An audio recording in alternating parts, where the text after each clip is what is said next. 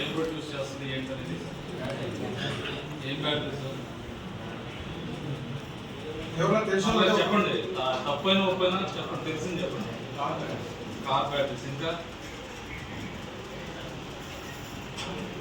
ఇంకా ఇది కొంచెం మ్యూచువల్ ఇంటరాక్షన్ లాగా ఉంటే ఇంకా బాగుంటుంది. మీకు ఎక్కువ వివరాలు తెలిసే అవకాశం ఉంటుంది. నేను చెప్పింది ఉంటుంది కాకుండా మీకు తెలిసింది కూడా చెప్తా ఉంటాను. కార్ బ్యాటరీలు ఇంకా సో మొత్తం అన్ని రకాల బ్యాటరీలు తయారు చేస్తుంది. కార్స్ 4 వీలర్స్కే కానీ 2 వీలర్స్కే కానీ ఇన్వర్టర్ బ్యాటరీస్ కానీ లేకపోతే మనకి ఇండస్ట్రియల్ బ్యాటరీస్ అంటే ఈ డేటా సెంటర్స్ కొత్తగా వస్తున్నాయి కదా, ఉంటున్నారు కదా గూగుల్ ఇవంతా కూడా. ఆ డేటా సెంటర్స్ రన్ అవ్వాలంటే కూడా కంపల్సరీ బ్యాటరీ బ్యాకప్ ఉండాలి. అంటే పవర్ బ్యాకప్ ఉండాలి ఫస్ట్ ఆఫ్ ఆల్. ఆ పవర్ బ్యాకప్ కావాలంటే కంపల్సరీ బ్యాటరీ ఉండాలి.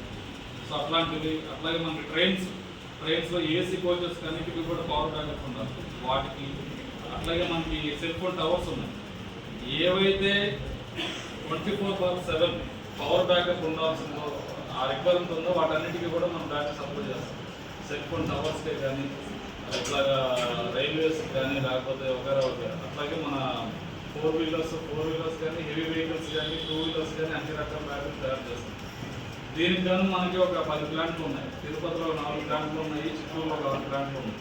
ఒక్కొక్క ప్లాంట్లో ఒక 1000 మంది పనిచేస్తారు. సో ఆల్మోస్ట్ ఒక 12,000 మంది ఉంటారు. 12,000 మందిలో ఒక 10,000 మంది 11,000 మంది ఆపరేటర్స్ ఉంటారు. అంటే మీలాగా 10th ఇంటర్ ఐటీఐ కంప్లీట్ చేసుకొని అక్కడ జాయిన్ అయిన వాళ్ళు. ఓకే, మొత్తం కూడా అందరు లోకల్ వాళ్ళు. లోకల్ అంటే ఇట్లా మన చుట్టుపక్కల తిరుపతి చిత్తూరు చుట్టుపక్కల ప్రదేశాల నుంచి వచ్చిన వాళ్ళు. లేకపోతే మా మ్యాక్సిమం అక్కడ వైజాగ్ దాకా వెళ్తాము, ఇటు సైడ్ అనంతపురం దాకా వెళ్తాము, అటు సైడ్ మన చిత్తూరు నెల్లూరు అటు సైడ్ పని చేయడానికి అంతే.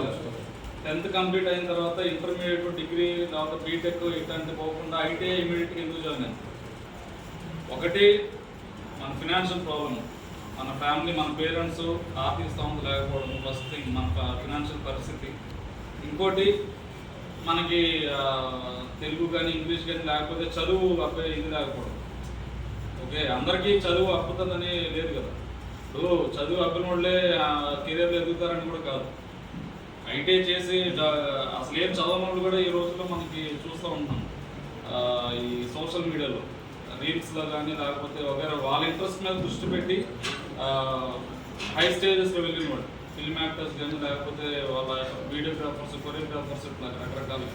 సో చదువు అనేది ఒకటే ఎదగడానికి కారణం కాదు, అది నేను కూడా యాక్సెప్ట్ చేస్తాను. సో చదువు అందరికీ అవ్వాలని లేదు. Okay, first thing. ఇంకోటి ఫ్యామిలీ పరిస్థితి. ఈ రెండింటి వల్ల మనం తీసుకుంటాం ఐటీఐ. సో ఇక్కడ నుంచి మనకి హ్యాపీగా పెట్టుకుంటూ వచ్చాం. ఓకే, ఫ్రెండ్స్తో సరదా గడుపుకుంటూ చేసుకుంటూ వచ్చాం. బట్ అయితే ఒక పాయింట్లో మాత్రము మన జీవితం గురించి ఆలోచించుకోవాలి. మీకులాగా మేము కూడా బీఎస్ఆర్ నుంచి వచ్చిన వాళ్ళని ఒక 10 years గ్యాప్ ఉంటుంది. మీకు మాకు అంత డిఫరెన్స్ ఉంటుంది, 10 to 15 years. సో అందరూ చదువుకునే ఏజ్లో ఫ్రెండ్షిప్ అదంతా కామన్. కానీ ఒక స్టేజ్ వచ్చిన తర్వాత, వన్స్ ఉద్యోగంలో జాయిన్ అయిన తర్వాత లేకపోతే పెళ్ళి అయిన తర్వాత ఫ్యామిలీ ఏర్పడిన తర్వాత ఏదో వారానికి ఒకసారి నెలకు ఒకసారి మాట్లాడుకుంటాం ఫ్రెండ్స్. ఎందుకంటే వాళ్ళ లైఫ్లో బిజీ అయిపోతాం. అది డ్యూ టు అంటే ఒకే ఏరియాలో లేకపోయినా ఉన్నా కూడా అట్లా ఉంటుంది పరిస్థితి ఫ్రెండ్స్ అన్న తర్వాత. సో నా ఉద్దేశం స్నేహం అనేది ఇంపార్టెంటే, బట్ దానికంటే లైఫ్ ఇంపార్టెంట్. ఓకే, ఫ్రెండ్షిప్ ఎట్లా ఉండాలంటే ఒకరినొకరు ఎదగడానికి సహాయపడేలా ఉండాలి ఫ్రెండ్షిప్ అనేది. అర్థమవుతుందా? నా ఫ్రెండ్ ఎదగాలి, నేను ఎదగాలి, నాతో పాటు నా ఫ్రెండ్ ఎదగాలి. అట్లా కాకుండా నేను నా ఫ్రెండ్ ఒకే ఊళ్ళో హ్యాపీగా ఎంజాయ్ చేసుకోవాలా, టైం పాస్ చేసుకోవాలా, ఈవినింగ్ ఒక టీ వేసుకోవాలా, లేకపోతే సినిమాకి వెళ్ళాలి, షికార్కి వెళ్ళాలి, ఇట్లాంటివి ఉంటే ఇంకో 10 ఏళ్ళ తర్వాత కూడా ఇట్లా ఉంటుంది. సో అది చిన్న